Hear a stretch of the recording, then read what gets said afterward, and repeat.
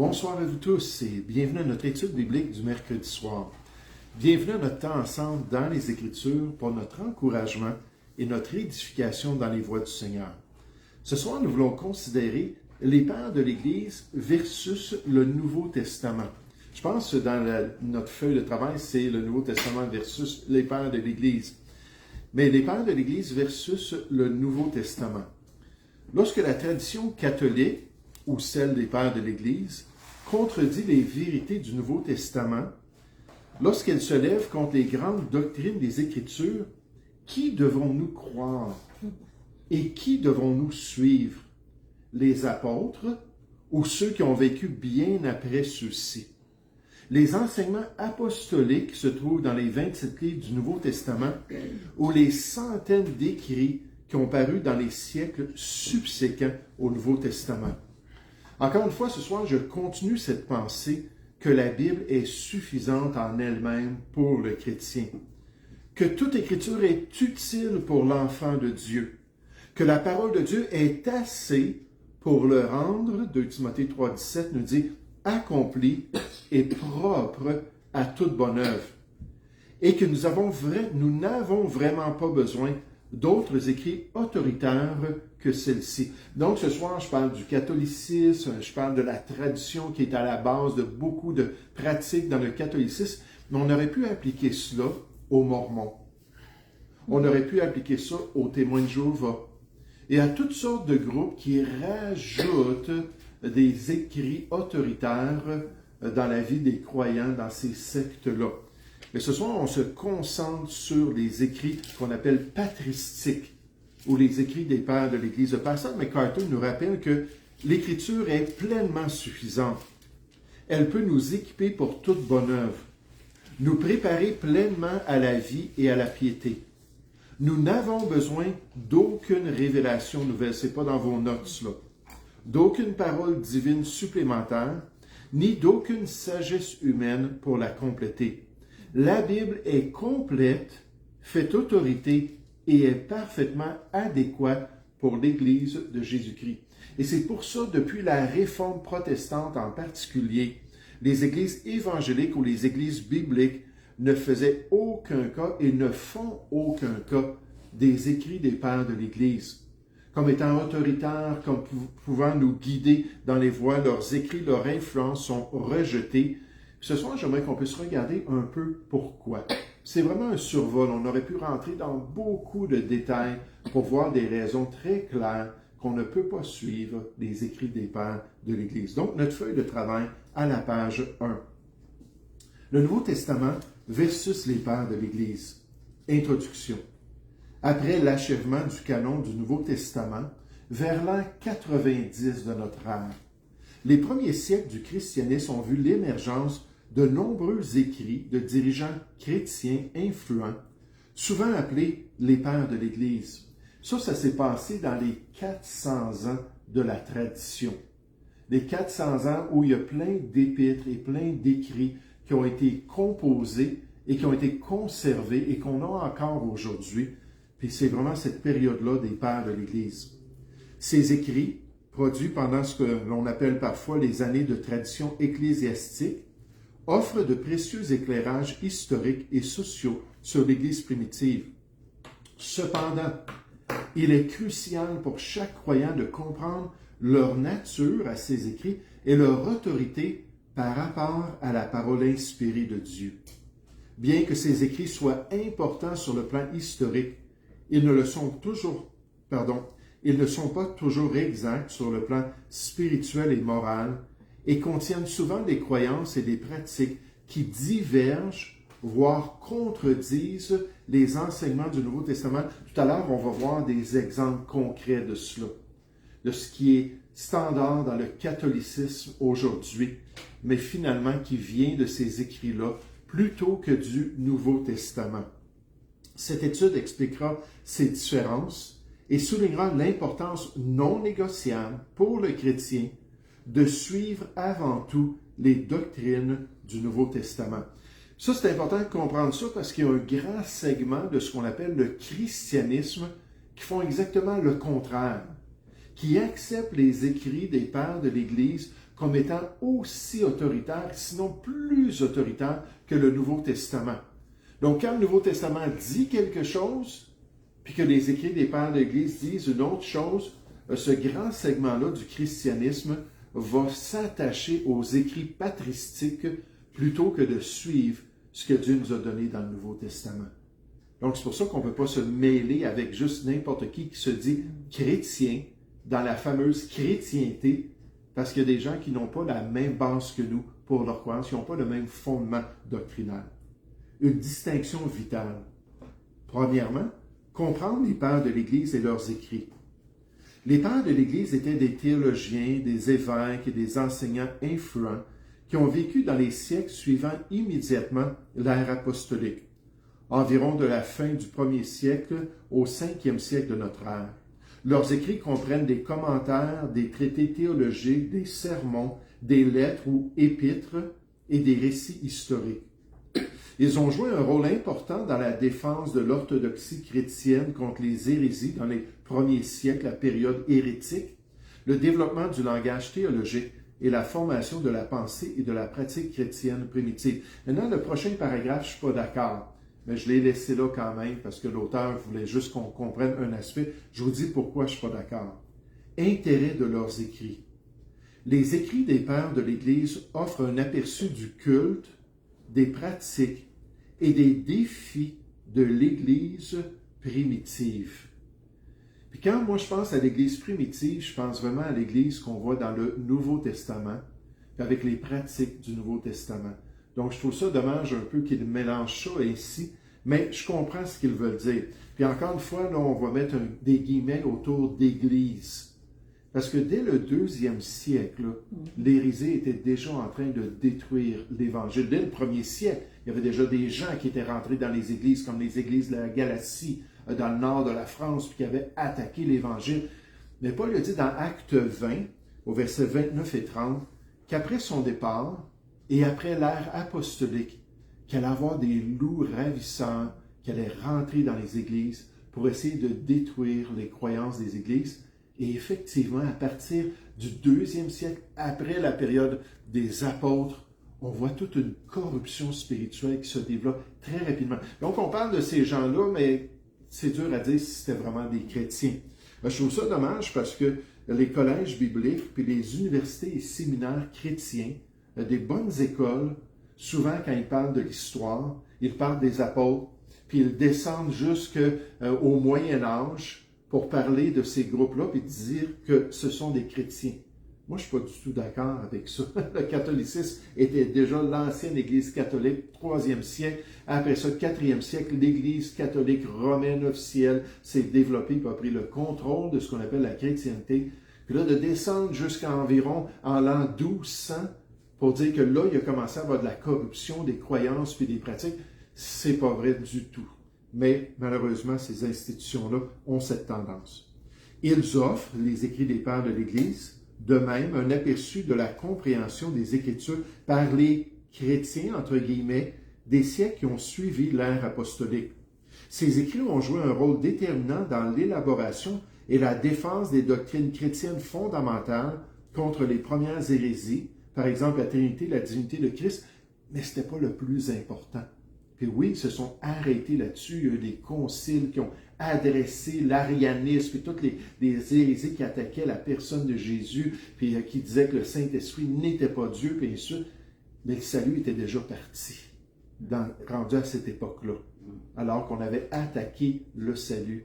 On s'est concentré sur des choses qui sont importantes, mais qui sont secondaires pour l'éternité d'un individu. Donc oui, on peut dire, humainement parlant, ces écrits-là ont aidé, mais déjà le mal avait été fait.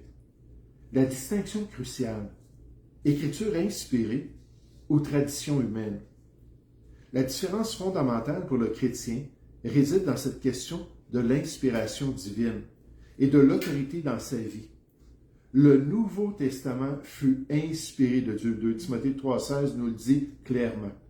Il fait donc partie de la parole de Dieu, infaillible, parfaite et faisant autorité sur sa vie.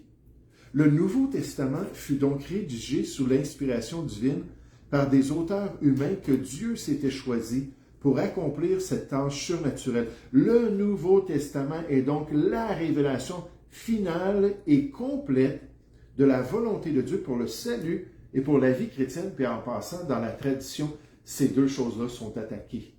La question du salut, la question c'est quoi vivre pour Dieu? C'est quoi accomplir la volonté de Dieu? En ce moment, dans mes lectures sur la théologie historique de l'Église, je suis en train de regarder la question du péché.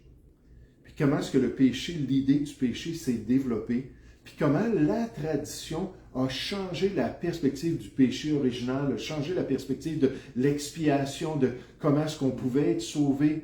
Puis tout de suite, ils ont commencé à mélanger les efforts du croyant, ils ont commencé à mettre les sacrements comme nécessaires au salut. Ça a tout de suite corrompu dans les premiers siècles, au lieu d'être guidé par le Nouveau Testament. Donc le salut, puis aussi comment est-ce que le chrétien, il y avait une loi qui avait été passée, un dogme, qu'il fallait que le chrétien, au moins une fois par année, puisse aller et confesser ses péchés.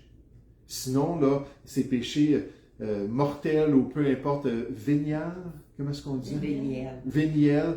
Puis là, il fallait que ça soit réglé au moins une fois par année. Puis là, encore une fois, c'était quelque chose d'imposé qui n'avait rien à faire avec la parole de Dieu. Mais tandis que les pères de l'Église sont des écrits humains. Bien que nombre de ces hommes aient été pieux, brillants, profondément dévoués à Christ. Maintenant, quel Christ exactement, c'est difficile à déterminer. Leurs écrits ne sont pas divinement inspirés au même titre que les Écritures. En fait, quand on regarde la période de la tradition, 2e au 5e siècle, puis on regarde ce qu'ils avaient à dire concernant l'autorité dans la vie des gens, ces gens-là pointaient vers les apôtres. Jamais ce qu'ils disaient, « Moi aussi, je suis un apôtre. » Il n'y a aucun des pères de l'Église qui portait l'attention sur lui comme ayant une autorité spéciale. C'est juste au 16e siècle, au Concile de Trente, que le catholicisme a pointé les faisceaux sur ces gens-là, puis leurs écrits, pour dire, non, eux aussi, ils ont été inspirés autant que Pierre, autant que Paul, autant que Jacques. Puis là, on a élevé leurs écrits à l'autorité du Nouveau Testament. Eux-mêmes disaient nullement cela. Puis ils ne croyaient pas cela, que c'était le cas. Ce sont des interprétations des écrits des pères de l'Église, des réflexions et des applications humaines de la vérité biblique, et à ce titre, ils sont faillibles et sujets à l'erreur. Le docteur R.C. Sproul a clairement formulé cette distinction. Les pères de l'Église sont des guides précieux, mais ils ne sont pas infaillibles. Je ne suis pas d'accord avec lui sur la prochaine phrase. Leurs écrits doivent être respectés, étudiés et enseignés. Pas du tout. Oui, quelqu'un qui s'en va en théologie. Oui, quelqu'un qui veut regarder le développement historique des croyances et des doctrines. Pour l'enfant de Dieu, c'est inutile. On n'apprend rien qui va nous permettre d'être des meilleurs chrétiens dans ces écrits-là. Puis c'est dangereux parce qu'ils rentrent avec les vérités qu'ils donnent, ils rentrent plein d'erreurs dans leurs enseignements. Donc, mais je comprends ce qu'il veut dire. Mais ils doivent toujours être soumis à l'autorité suprême de la Sainte Écriture. Élever la tradition ou un écrit humain au rang de l'Écriture, Concile de Trente, c'est exactement ce qu'ils ont fait, est une grave erreur. Donc là, on va regarder des exemples. Là, on va rentrer dans quelque chose d'un peu plus concret pour nous aider à voir pourquoi c'est dangereux de croire à ces écrits. Point de divergence et de contradiction. Si les pères de l'Église ont affirmé de nombreuses vérités bibliques fondamentales, ça c'est vrai. C'est toujours comme ça. Quelqu'un va arriver avec des vérités qui sont bibliques, des vérités qui sont légitimes. Puis là, ils vont insérer sournoisement de l'erreur à travers tout cela. On fait un beau gâteau, puis tout le gâteau est bon pour la santé. Ben, quelqu'un pourrait argumenter que non, aucun gâteau est bon pour la santé. On fait un gâteau qui goûte bon, puis c'est bien, au moins on ne tombe pas mort en mangeant. Mais là, oups, on met un peu d'arsenic à travers les couches du gâteau. Puis là, c'est assez pour que ça devienne mortel. Alors, on disait que le poison contre les rats, c'était 99% de bonne nourriture 1% de poison. Puis les rats aimaient ça jusqu'à ce qu'ils tombent à terre. Des écrits des pères de l'Église contiennent plein de citations de la vérité. En fait, 86 000 citations du Nouveau Testament dans les écrits des pères de l'Église. Si on perdait tous les manuscrits du Nouveau Testament en grec, toutes les versions anciennes du Nouveau Testament, toutes nos copies modernes du Nouveau Testament, puis tout ça s'était détruit et brûlé, on pourrait se tourner vers les écrits des pères de l'Église, puis reformater tout le Nouveau Testament avec leurs écrits. Donc oui, c'était des gens qui proposaient des vérités dans leurs enseignements. Leurs écrits révèlent également le développement progressif de doctrines et de pratiques qui, du point de vue du Nouveau Testament, peuvent être considérées comme problématiques ou contradictoires, voire hérétiques, contraires à la volonté de Dieu. Ces divergences sont souvent apparues alors que l'Église naviguait entre pression culturelle, influence philosophique et débats internes. On regarde ça. Parmi les points de divergence les plus courants, on peut citer la nature de l'autorité. La nature de l'autorité dans la vie du chrétien, ou à qui doit-on obéir? Si je vous demandais ça, à qui doit-on obéir en tant que chrétien? Quelle serait votre réponse? À Dieu, puis à quoi exactement que Dieu nous a donné pour nous guider? À sa parole. Hein, ça serait normal de dire ça, c'est la parole de Dieu qui fait autorité dans notre vie. Mais oui, c'était comme ça avec les apôtres, puis ils pointaient toujours vers la parole de Dieu. Mais après les apôtres, on a commencé à changer progressivement, un petit peu à la fois, la perspective pour dire que non, il faut obéir à l'Église qui, elle, sait ce que la parole de Dieu a à dire, puis c'est elle qui est l'autorité dans notre vie. Un glissement progressif de la sola scriptura, l'écriture seule, comme autorité ultime vers une conception où l'écriture, interprétée par l'Église et finalement par la tradition ecclésiastique à travers les siècles elle-même, détenait une autorité égale, voire supérieure. Ça, on appelle ça l'Église sacramentale. Qu'est-ce que c'est l'Église sacramentale? C'est l'Église qui a reçu les promesses de Jésus. Dans Jean chapitre 14 et Jean chapitre 16, que le Saint-Esprit viendrait guider cette Église-là dans toute la vérité, qu'elle serait impeccable, qu'elle ne pourrait jamais errer loin de la vérité.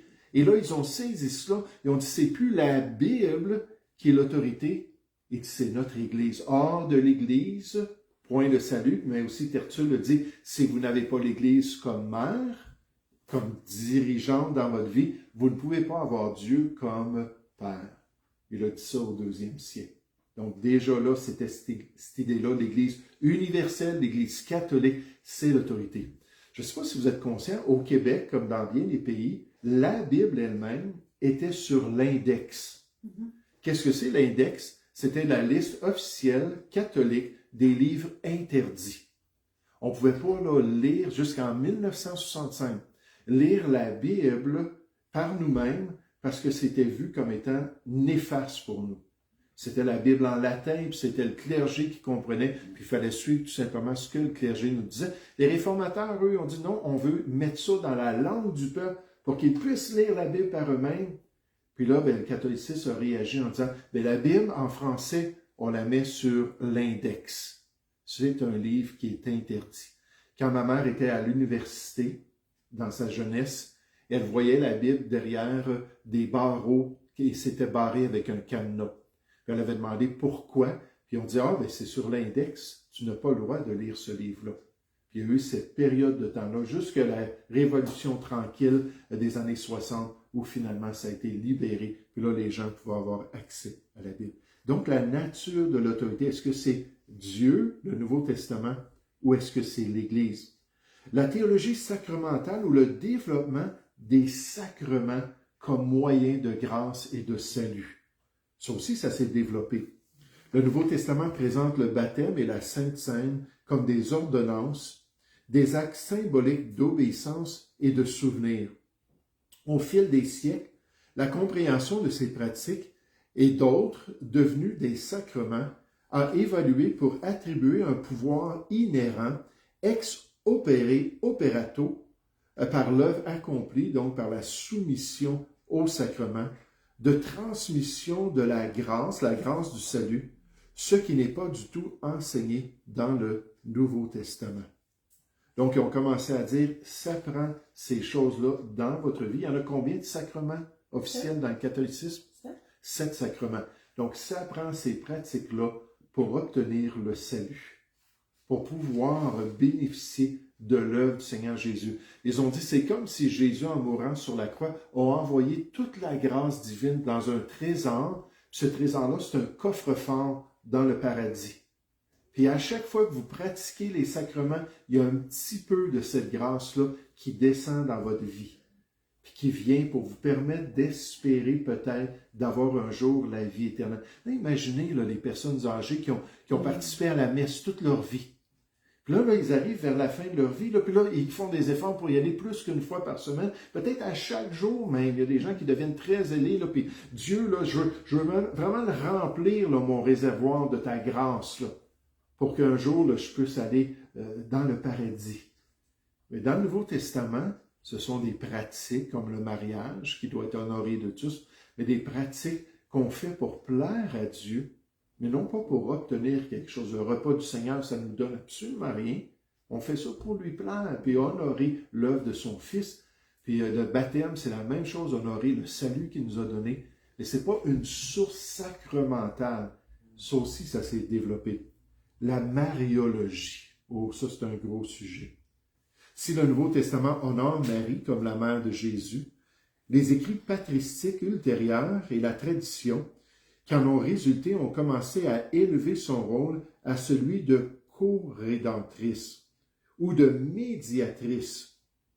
Et des pratiques de vénération se sont développées qui n'ont aucune base dans l'enseignement biblique. Et souvent, dans l'histoire, ça a commencé par des rumeurs. Marie est spéciale. Marie est le modèle de celle qui s'est consacrée à Dieu. Marie est immaculée conception. Elle n'a même pas de nature pécheresse. Puis là, ça se développait avec le temps jusqu'à ce qu'un pape fasse une déclaration papale, une bulle papale, et dise non, c'est un dogme, c'est ça qu'on croit. C'est ça qui est vrai. Puis avec le temps, avec ce développement-là, ça devenait quelque chose d'autoritaire pour les croyants. Par exemple, la vénération de Marie, on voit ça déjà au IVe siècle. Des gens comme Jérôme, par exemple, vénéraient Marie. Marie, mère de Dieu, au 5e siècle, au concile d'Éphèse. Donc, elle n'était pas juste la mère du Messie. Elle était la mère de Dieu lui-même. Théotokos. Pas Christotokos, Théotokos. Donc, c'est la mère même de Dieu. Écoute, tourne-toi vers Marie, puis Dieu va t'obéir. Si tu la convaincs, elle, c'est certain que tu vas avoir l'exaucement. L'Immaculée Conception de Marie, déjà 4e, 5e siècle, c'était des rumeurs. 1854, c'est devenu un dogme. Là, on a dit, oui, elle n'a pas de nature pécheresse.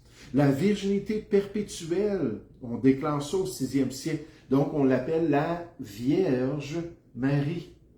Même si elle a vécu au moins 12 ans avec son mari. Puis que la Bible dit qu'il n'a pas eu de relation sexuelle avec elle jusqu'à ce qu'elle ait enfanté son saint enfant. Mais ça sous-entend qu'après ça, c'était obligatoire. Là. C'était ce qu'on devait, sous la loi, c'était une responsabilité dans le couple d'avoir des relations ensemble. Puis de penser qu'elle est vierge comme ça, c'est totalement pas de la parole de Dieu. Ensuite, l'Assomption de Marie. Là, ça s'est développé du 7e au 15e siècle, que Marie, Dieu, lorsqu'elle est morte, l'a tellement honorée qu'il est venu la prendre. Puis il n'a pas permis à son corps de connaître la corruption, puis il l'a amené dans la gloire avec son corps et son âme. C'est célébré le 15 août à chaque année par les catholiques fidèles qui célèbrent ce jour-là de l'Assomption de Marie. Ce sont tous des choses qu'on ne retrouve pas dans la parole de Dieu. Quelques autres exemples. La hiérarchie cléricale, donc les dirigeants de l'Église. Le Nouveau Testament décrit une structure ecclésiastique, une structure d'Église plus simple, avec des anciens, qui sont appelés des surveillants, des pasteurs, et des diacres. 2 positions dans le Nouveau Testament, qu'on voit dans les qualifications, qu'on voit dans des passages où on décrit les dirigeants de l'Église. C'est toujours ces deux positions-là.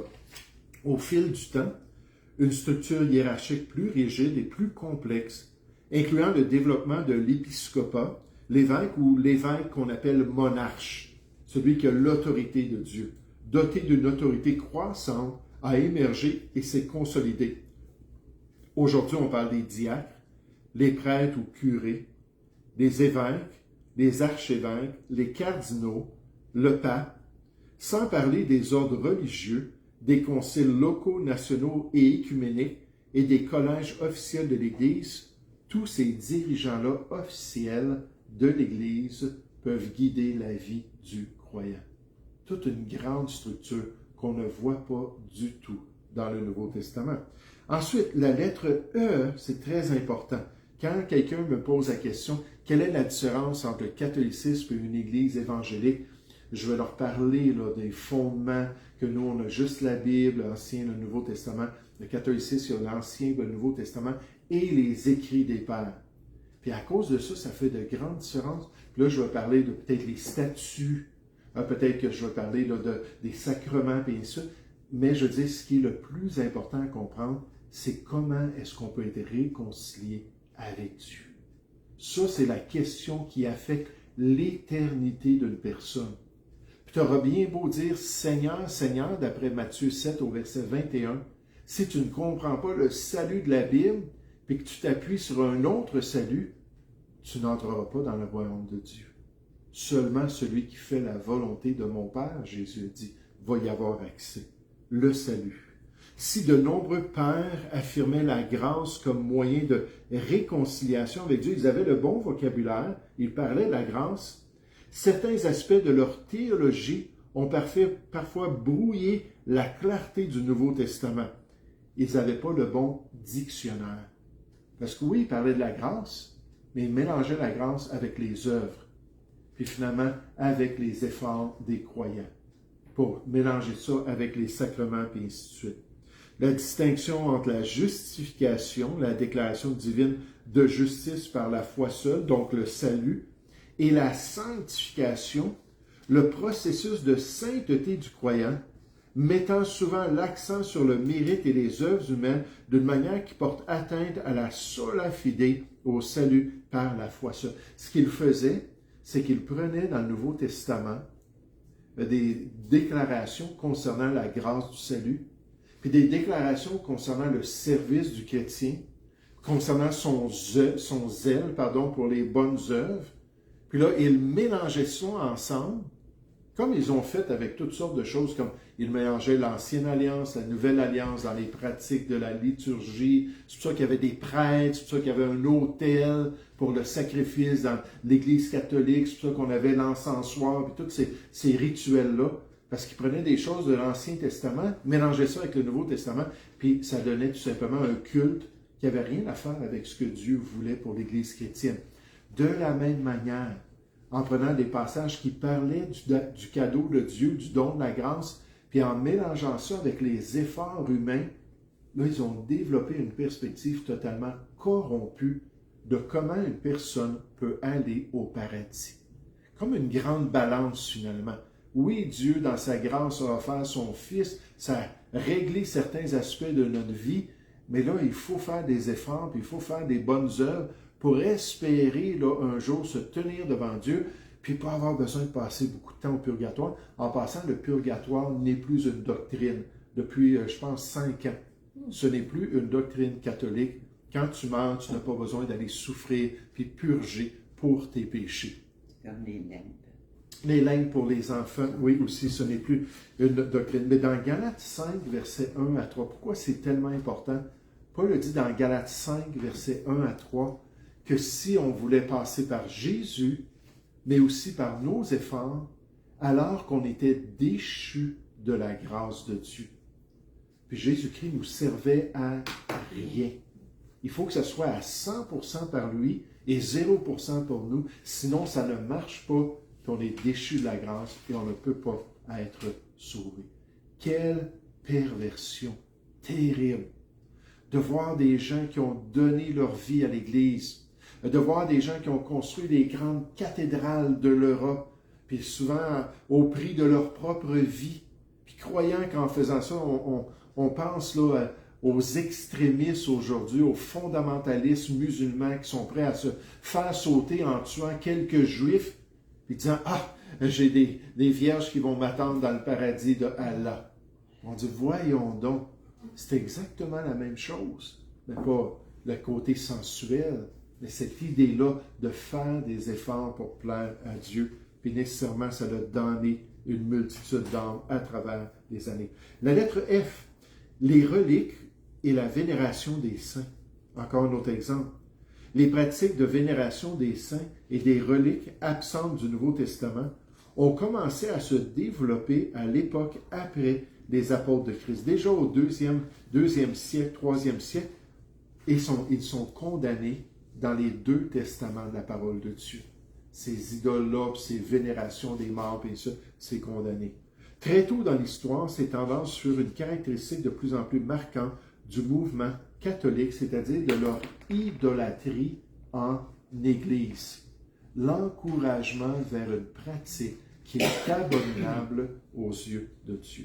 John MacArthur met souvent en garde contre les dangers de la tradition dans l'histoire de l'Église. L'histoire de l'Église témoigne tristement de la facilité avec laquelle les traditions humaines peuvent éclipser la vérité divine. Lorsque les hommes commencent à enrichir la parole de Dieu ou à élever leurs propres interprétations et pratiques à son niveau, au niveau de la parole, ils corrompent invariablement la pureté de l'Évangile. Puis ça s'est fait surtout pendant la période de la contre-réforme catholique. Alors que là, on a changé les normes, on a changé les dogmes, puis on a dit maintenant, on ne peut plus juste se limiter à la Bible, mais il faut aussi une confirmation dans les écrits des pères de l'Église pour savoir c'est quoi la volonté de Dieu. L'importance de la suprématie du Nouveau Testament, on va sauter cela. On voit les points, nécessairement pourquoi le Nouveau Testament est notre guide suprême. L'inspiration, nécessairement, Dieu nous le dit. L'autorité apostolique, ça revient au fait que c'est les apôtres qui étaient choisis par Dieu. Le point numéro 3, la complétude et suffisance. C'est la première fois que je voyais le mot complétude. Comme quoi c'est complet. Hein, c'est tout ce qu'on a besoin, la parole de Dieu, pour être des gens pleinement développés dans les voies de Dieu, de Timothée 3,17. Les avertissements contre l'ajout ou la soustraction à ce que Dieu a révélé dans le Nouveau Testament. Et l'exemple du Seigneur Jésus dans Matthieu 15, où il dit à ces chefs religieux-là, qui proposaient toutes sortes de traditions au peuple juif, que ce qu'ils faisaient dans le fond, c'était de s'opposer à la vérité de Dieu puis au commandement de Dieu. Puis là, il leur dit clairement qu'ils n'étaient pas en train d'accomplir la volonté de Dieu. Donc, démontrant dans cet exemple-là, encore une fois, qu'il faut se limiter aux Écritures. Conclusion ce soir. Retour à la Bible seule. Si le contexte historique et les perspectives théologiques des pères de l'Église nous apprennent quelque chose, leurs écrits doivent toujours être subordonnés à la parole inspirée et infaillible de Dieu. Le Nouveau Testament fournit la révélation complète et définitive nécessaire à la vie chrétienne. Toute croyance ou pratique qui ne peut être clairement déduite ou appuyée par le Nouveau Testament, quelle que soit son origine historique, doit être soigneusement examinée et finalement rejetée si elle contredit ou diminue la suffisance de l'œuvre de Christ et de la vérité révélée par Dieu. Notre loyauté et notre obéissance ultime appartiennent à la seule parole de Dieu.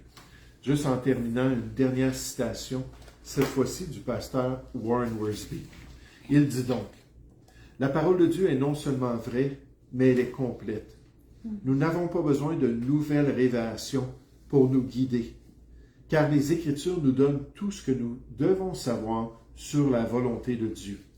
Y ajouter ou y retrancher, c'est remettre en question la sagesse et l'autorité même de notre Dieu. » Alors, on n'a pas besoin des pères de l'Église, on ne veut rien savoir des pères de l'Église, puis nécessairement, on ne pratiquera pas ce que les pères de l'Église ont dit qui ne se trouve pas dans la parole de Dieu.